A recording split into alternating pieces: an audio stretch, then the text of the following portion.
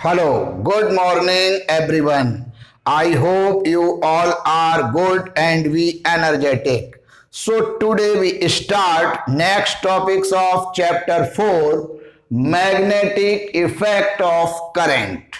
Lorentz force यानी जब कोई चार्ज पार्टिकल इलेक्ट्रिक और मैग्नेटिक फील्ड में प्रेजेंट करता है, यानी किसी प्लेस पर इलेक्ट्रिक और मैग्नेटिक फील्ड दोनों हों, यानी दोनों फील्ड का इफेक्ट हो और उस प्लेस पर कोई चार्ज पार्टिकल लाया जाए, तो चार्ज पार्टिकल जिस फोर्स को एक्सपीरियंस करेगा वो फोर्स लॉरेंज फोर्स होगा और वेक्टर एफ से डिनोट होगा.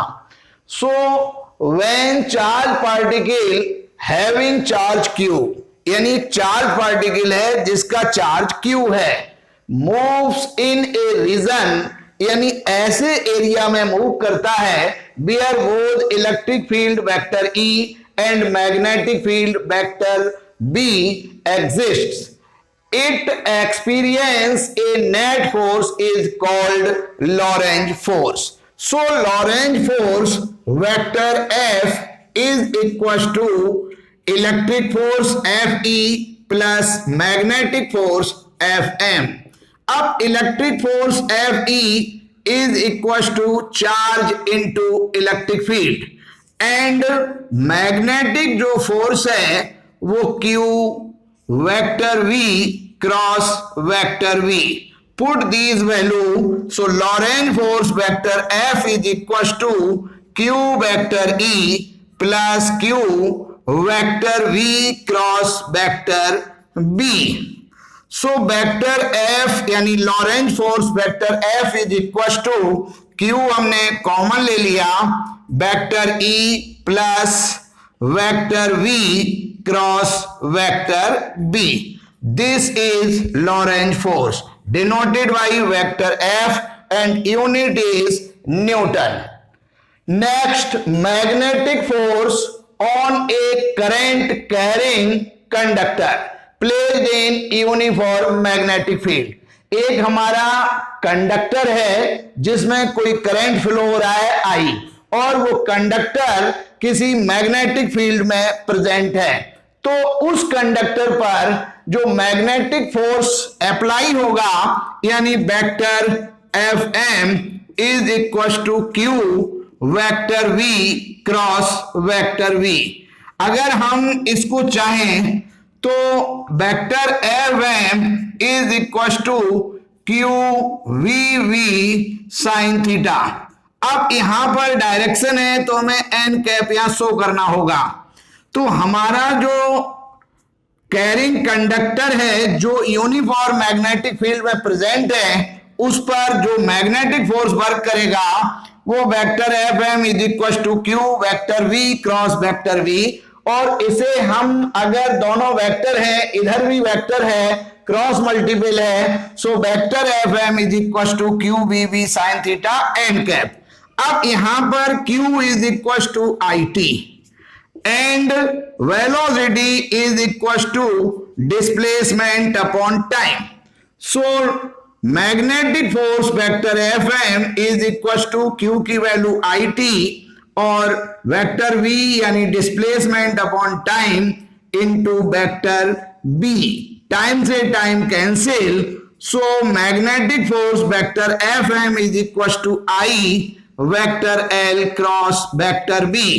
और चाहें तो हम Lorentz force vector F M is equal to I L B sine theta. तो अब हमें यहां पर भी एन कैप का यूज करना होगा. Charge particle moving in a uniform magnetic field. एक यूनिफॉर्म मैग्नेटिक फील्ड है जिसमें वो चार्ज पार्टिकल मूव करता है.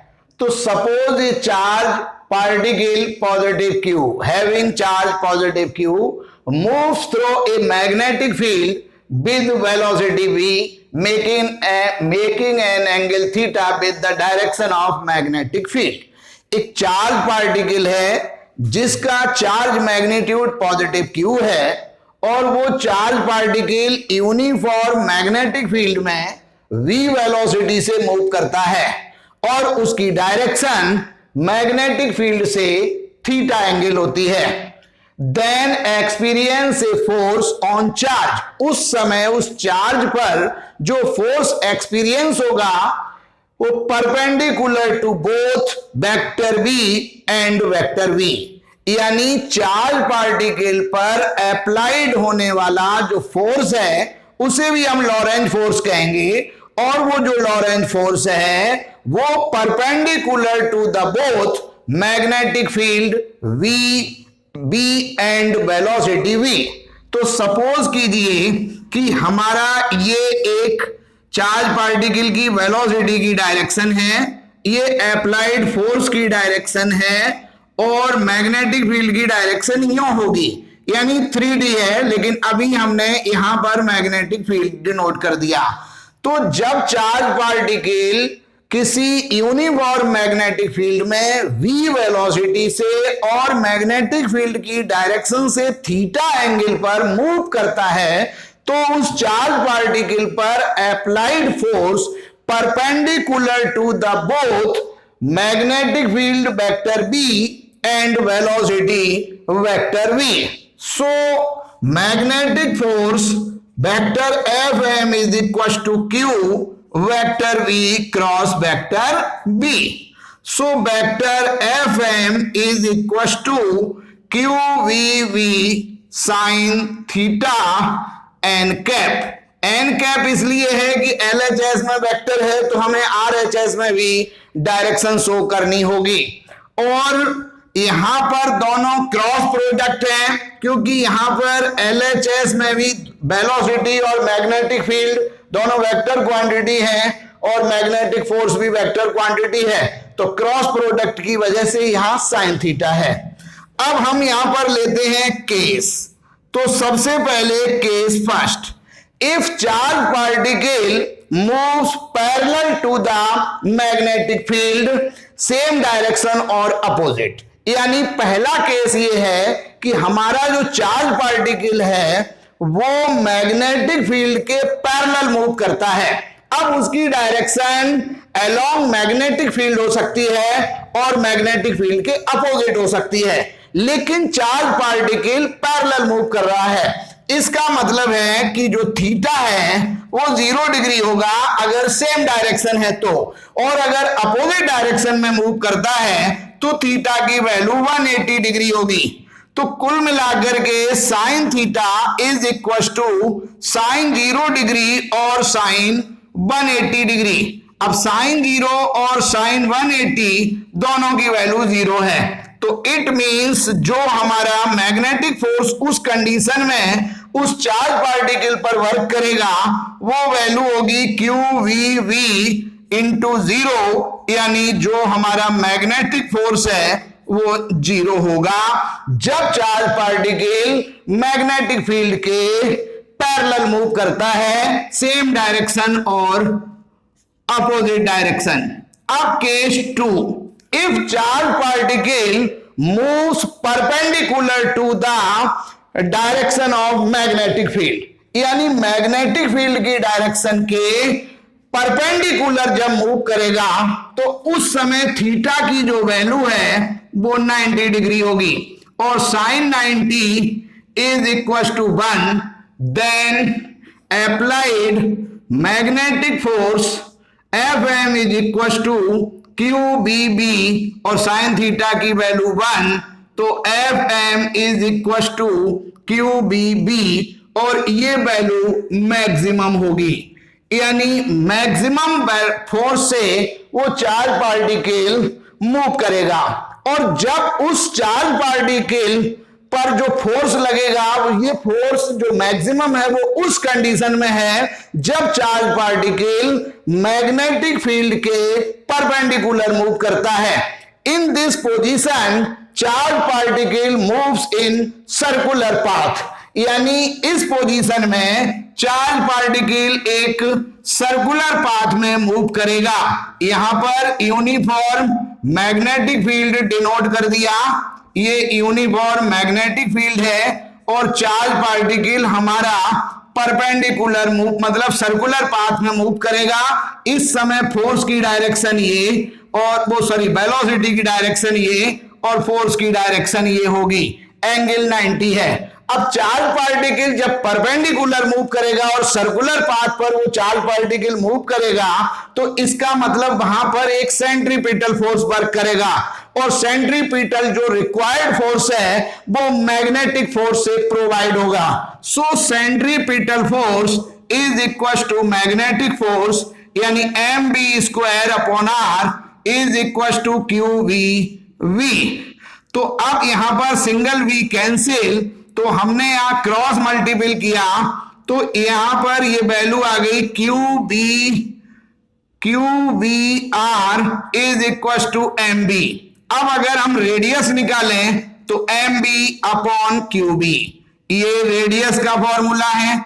और अगर हम इस समय चार्ज पार्टिकल पर जो वेलोसिटी अप्लाई हो रही है, अगर उस वेलोसिटी का हम फॉर्मूला निकालें तो ये वैल्यू आ जाएगी QBR/M।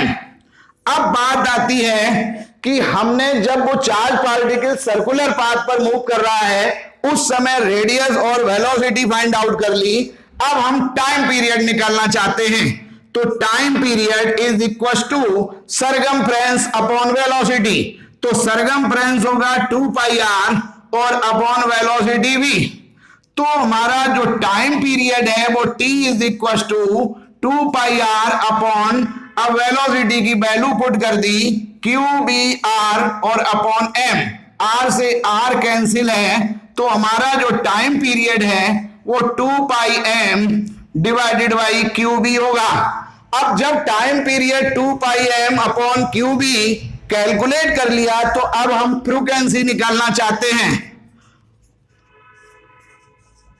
Frequency nu is equal to 1 upon time period, so frequency is equal to QB upon 2πm और इसकी जो यूनिट है वो हर्ट्ज होगी।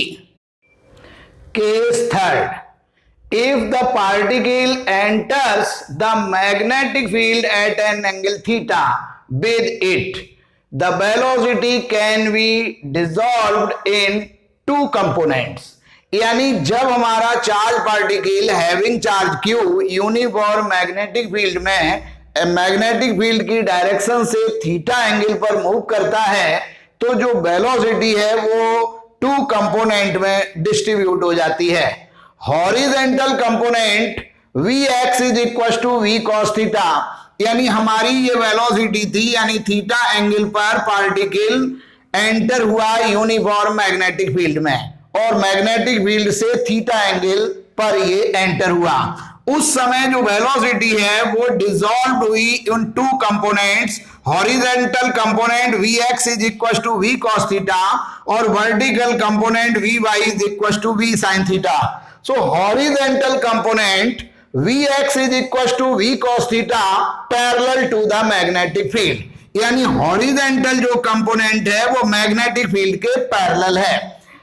Due to this component particle moves with uniform velocity in straight line and vert, जो हमारा horizontal component है उसकी वजह से वो पार्टिकल यूनिफॉर्म वेलोसिटी से एक स्ट्रेट पाथ में मूव करेगा और vertical component Vy is equal to V sin theta perpendicular to the magnetic field, यानी जो वर्टिकल कंपोनेंट है वो मैग्नेटिक फील्ड के परपेंडिकुलर है। Due to this component particle moves in circular path, यानी जो वर्टिकल कंपोनेंट है इसकी वजह से वो पार्टिकल एक सर्कुलर पाथ पर मूव करेगा ऑफ रेडियस स्मॉल r, यानी वर्टिकल कंपोनेंट की वजह से पार्टिकल सर्कुलर पाथ पर मूव करेगा और हॉरिजेंटल कंपोनेंट की वजह से पार्टिकल यानी मैग्नेटिक फील्ड के पैरेलल स्ट्रेट लाइन में यूनिफॉर्म वेलोसिटी से मूव करेगा, यानी पार्टिकल टू टाइप से मूव करेगा।